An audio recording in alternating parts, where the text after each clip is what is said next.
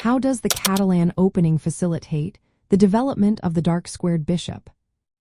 Have you ever wondered how the Catalan opening helps develop the dark squared bishop? Let's break this down step by step. The Catalan opening starts with moves like 1, pawn to d4, followed by 2, pawn to c4, then 3, knight to f3, and 4, pawn to g3.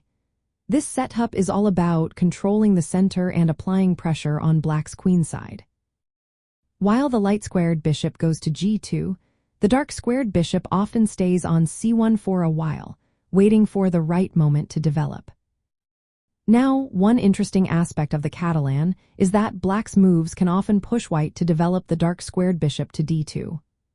For instance, if black plays moves that challenge white's control of the center, white might need to play bishop to d2 to defend important squares and support the knight on d2.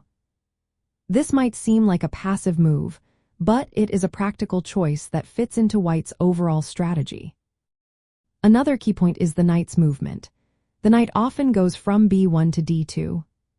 This knight placement not only supports the dark-squared bishop's development to d2 but also protects the pawn on c4. This setup prepares for future central moves like pawn to e4.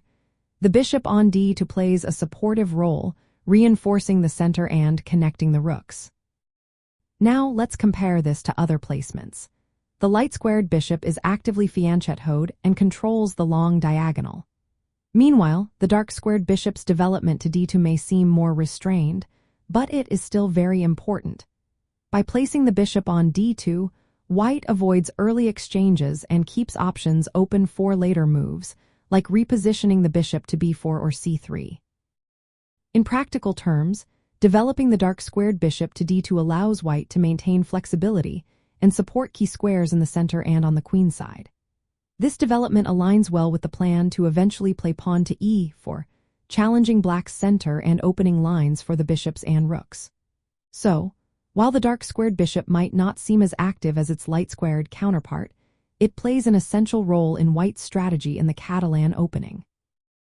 In summary, the Catalan opening helps develop the dark-squared bishop primarily by guiding it to d2, supported by knight movements and central control. This placement is vital for maintaining control over the center and preparing for future breakthroughs.